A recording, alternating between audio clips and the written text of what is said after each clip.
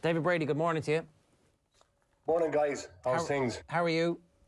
Not too bad. Not too bad. On the 1st of April, April Fool's Day. And I know. We weren't sure. We actually weren't sure this morning. We woke up, we were like, hang on a second now. Hang on a second. Is it real? It's real. It turns out it is real. We just need to specify. Yeah. Cause I came back from a run and I got the message there from at 7 o'clock from 1. Going, oh, here, boys. Man says, I didn't know whether to laugh or cry to say, is this real? And April Fools and whatnot. But it's disappointing. Simple as disappointing. Because of, look at the beacon of light and the role models they have been from a context of everything they do in Dublin. And look at if you look back, and I remember when I'm living in Dublin and the cases were sky high, and I remember the kind of the communication from a government level was, we're in this team Dublin. It was trying to galvanise everyone together to bring down the numbers, and there was a number of sporting people involved in it, and it's just sad and disappointing to see now at this stage. And again, look at let no one fool themselves and say they're the only ones. They're not, but they're the only ones that have been caught out in this environment. And I think it's different, probably because I think in the other instances it was the season was closed. Am I right? There wasn't an actual lockdown. But this is against, I suppose, GAA law, but government rules as well, and it's disappointing from that context, and the repercussions it could have for everything else from the hierarchy in the GAA needing to answer now, and even from a government point of view. And the big question then is to Dessie Farrell as well. What is Dessie's stance going to be on it? I'm sure, we're going to get into that in just a sec with regards to what actually the specifics are here, what might happen. But just on a purely basic level, David, is there a chance that we get a little bit too carried away with a handful of lads kicking a ball around the park? I don't know what, and Jar pointed out, there's some people that are at a very low level of I suppose, frustration, and that anger has been vented, and some people have just lost the plot altogether. I think we need to be just realistic, and whether it's with only 2 weeks to go, and it is as simple as that. A couple of guys kicking a ball around, but that's not as a nation. That's not what the rule is right now. And again, it's the profile. If you have a profile and you are responsible for showing example and leading by example, why aren't we all at it, or why isn't everyone else at it? And it's not just 6 guys kicking a ball around, simple as that. And it's the whole it's the aesthetics of it, but it's the reality of it. Were they asking players to break the 5K limits? Are they conscripting? Are they whoever organised this? There's just a million different things you can kind of poke holes in it. And again, even in our YouTube comments, people are saying people have missed funerals of family members. Some people have obeyed the rules the whole way along, and you as a group believe, for whatever reason, the rules don't apply to you. Ultimately, when you break it down like that, it's like you can't. That's nothing to do with sport, John. You're right. This is the way we live, and people have missed very, very important things in their lives and milestones in their lives. And as you say, funerals. That's how you break it down, and that's the simplistic part of it, to be honest. I should be in Ballina at a funeral today. I'm not. But that's the thing. There's none of us perfect. There's none of us that have stayed within the parameters 100% of the time, all the time. But this is a national story from the most successful team in the history of GAA that have been identified as breaking a number of rules. And again, it's disappointing. And look at whether it's whatever the repercussions will, or the the suspensions handed down. It's that's only immaterial. It's just the whole and the the mantra of Dublin has been perfect. They have lived by example. They've walked it. They've talked it. And look at if Desi's asked the question, is that example going to be carried on, and be honest and open and truthful and do the right thing and say, I did, or if maybe he said, I didn't, but he didn't know. Oh, looked like he was getting a call there. The Dublin Mafia were getting in touch saying, hey! Kevin Cronin says, we all struggle. I'm a fitness type myself, but I make do with things until they relax the rules. 5K is only a short walk, but if you see, you can run around the radius of that to get fit. A fitness type and an athlete whose entire identity is based on their performance in their chosen sport are different, in my opinion, says Michael. Look, here's the thing, right? It's very possible that the GAA shouldn't have lost the inter-county shouldn't have lost their elite status, and therefore this would have been completely permissible by the rules. But they did. They did lose them, and so therefore this was breaking the rules, and everybody knew it was breaking the rules. And so when you choose to break the rules, there have to be some repercussions. That's been the whole debate around what's gone on with the vaccines and people jumping the queue. It's like, why are there no repercussions for this? Because either you make rules and there's a point to making the rules, or you don't make rules, and then that's fine. If there was no rules, this would be fine. They would have gone about their training session and it would be totally fine.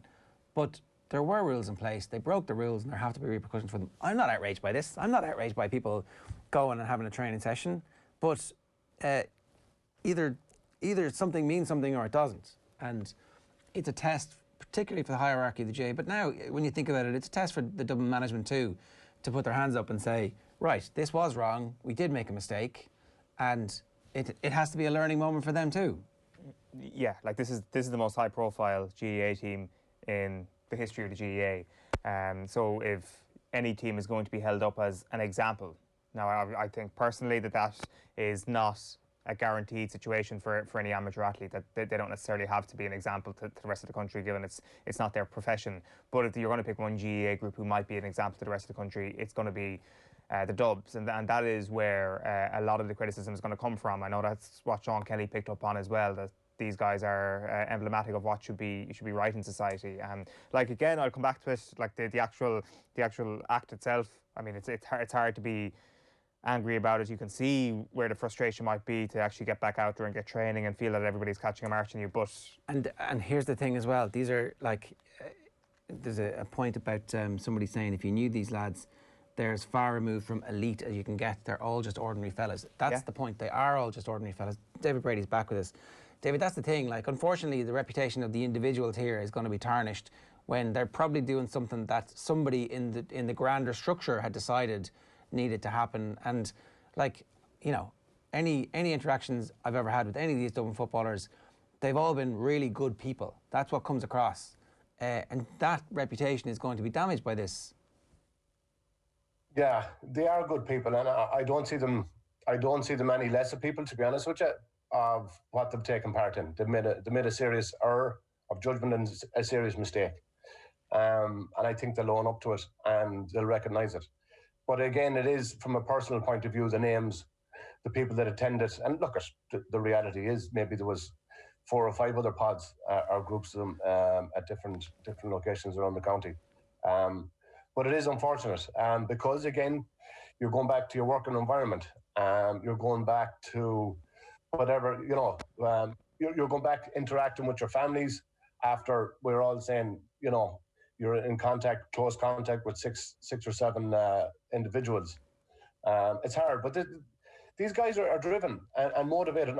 I'm not in 1 minute saying this is the reason, but I see these guys as being self-motivated and severely driven by their inner self. And I would say that they would have been saying, look, it's 3 months now, we want to go back. And look, it wasn't just in the last 2 weeks it happened. But I would say they would have formulated probably some of it themselves because of how driven they are and committed. And we see it in every single, you know, aspect of GAA. It's how do you get one up? How do you get to that next level? Or how do I do better than the local club team or your rival county team? It's a game of inches, but I don't think this is the time. And we all know there's no one that can say, sure, let them off and it's grand. We all know that it's not a time in life to be trying to gain inches. It's probably a time to be standing still. And we have probably a light at the end of the tunnel, but them inches are not to be gained in the ways that we have found out this morning. Like, the more I think about it, and I know I said this earlier on, David, but isn't it extraordinary that DublinGAA sanctioned something like this, where they knew that there would be, whatever, 9 players driving to Inishfails? Like, it's not in the middle of nowhere. Like, it is more remote than, say, St. Clair's. But, like, I know this isn't the top line, but it is a bit of a lapse to think that maybe this would be okay and they would have got away with it. Yeah, and again, you were never going to get away with it. And how other counties have got away with it, we don't know.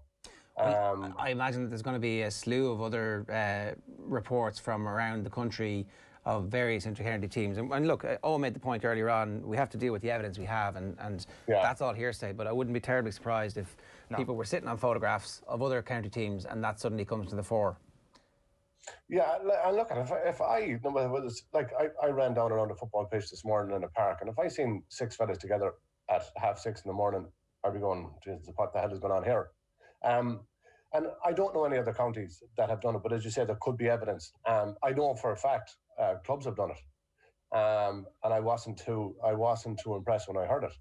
And you're going, like, what is it's trying to get one up, and sure, if everyone else is at it, what about if the Dublin knows Mayo are at it, and they're going, well, look, we need to. They're going to have a head start, and that's the game. And as I said, it's not a game of inches right now, and it is to as I said, it's disappointing. It's disappointing. It was disappointing to see what happened down in Cork in such a an open matter. But again, this is the reality of it. Everyone is appealing their suspensions. Everyone doesn't recognise that they did wrong. You're saying, oh, we don't want to lose home advantage in 12 weeks. The county board are appealing it. You're going, that's. I think that's the even bigger disgrace. They're not admitting the guilt, and it'd be very interesting to see what Dublin come out with and what Dessie Farrell comes out with. I think he can't openly say. And if you have a meeting now and there's selectors in your county board saying, guys, I can't come out and say I officially sanction that. No matter what. He can't. Look, it's going to be a collective. It was a collective decision by a group of players. I mean, but if that's the case, then the players need to get banned. And like, it's almost better if it's just your manager, because then those players don't enter the championship season rusty. And this all comes back to the who's actually accepting responsibility. And it is that culture in the GAA of, sure, look, there'll be a loophole in that rule book that we'll be able to get somebody off for this big game, even though we've all seen that was a red card offence and you should be suspended for the next match. Don't worry, we'll get you off somehow. There's somebody out there who knows the rule book well enough, or we'll put pressure on the referee to say that it was a mistake. We've seen it a million times. There's a history. And once you have history of precedent, and from that, you don't take accountability, and it's going back to the inches. You're not going to give an inch, and you're not going to let it affect the team as a whole. Maybe as Dessie might say, you're going, he's better to take the hit right now than the 4 or 5 of the key players, and massively key players that were found out. And it's like a round table discussion in a business. You're going, how do we mitigate against the worst possible scenario, and how do we just try and take our medicine? But we were trying to tease that out a little bit earlier. If I was sitting advising them from a public relations perspective and from a strategic outcome perspective, you would say, get out this morning, put your hands up and say it was a dreadful mistake and that you're really sorry for it, and that those players won't be involved for the first 3 rounds, the next 3 games that you have, and that you're voluntarily saying you'll take 8 to 10 weeks suspension because that's the midpoint of what Down and Cork have got. You've got to put your hands up straight away and say, this was a shocking error of judgment on our part. We're very sorry for it. we understand that the people are rightly angry about this. We're sorry for risking those players. We're sorry for organising that, and we're self-suspending. Like, that's the only way that you can come out of this with your reputation intact.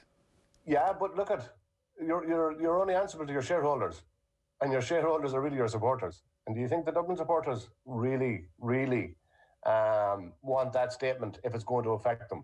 And the bottom line of what you've all said there, Ger, is perfect, and it's a very commendable thing, and it's an honourable thing to do. But I've got to ask you, as a devil's advocate, does that diminish our chances of retaining the All Ireland? Well, let me just counter it. Fair enough from the supporters' perspective.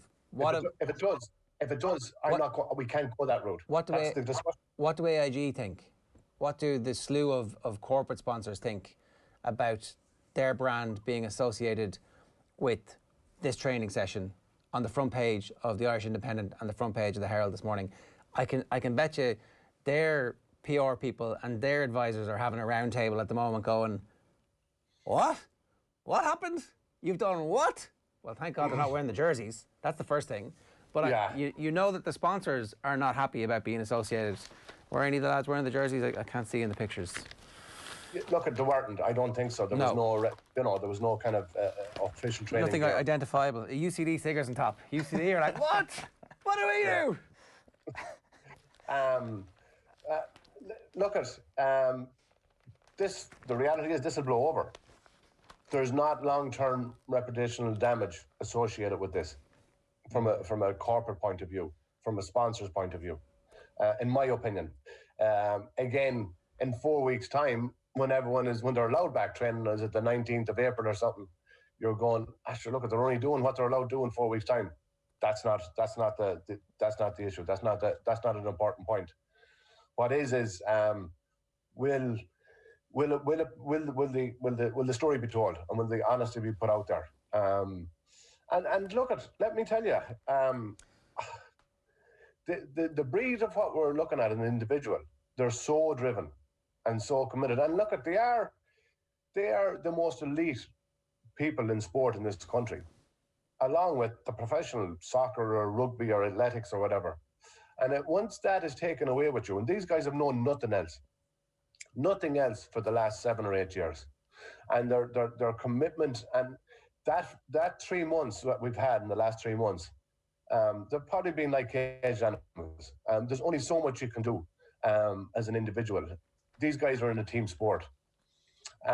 Did they collectively gather together on their own bat or in their own steam and say, right, boys, we have to get something in. Let's go and have a session at 6:30 in the morning. Maybe that's it. Now there's a report included in the report there is somebody exhorting them on. Somebody is taking the training session. Some coach is there. Now that could be somebody who's just purely physical trainer who's doing that with them. So I don't know, but certainly they did organise for somebody to run the training session for them. So it seems to be, if there was somebody else there in a official capacity as a trainer or a recognised trainer or someone to conduct the training session, it seems from afar, from a distance, a little bit more formulated than that, and that's the question. Can I ask a question? When Down and Cork were found to be in breach, was that only outside of the training calendar? Well, like Cork was early January, so that, like, I was kind of making the point. That was against the law. Yeah, so I was making the point that actually in early January, when the country was in a complete state of panic about how bad these cases were getting, that was obviously like that was just a real breach. I don't think anybody was kind of finding any grey areas about it. It was early Jan as well for Down. So the PSNI were called to their training session. Remember, it was in the Abbey CBS in Newry on a Tuesday evening. And now Down weren't actually breaking the rules in the north. Yeah. They had the right number of people around. And I think they were breaking GAA rules. And is that why they only ended up with 8 weeks? I don't know how. Yeah, and then the other thing that's actually been cited as well this morning, David, is the Mayo situation before the All-Ireland last year, and how Mayo actually took responsibility to actually to actually sort that out themselves. Just one last thing for me.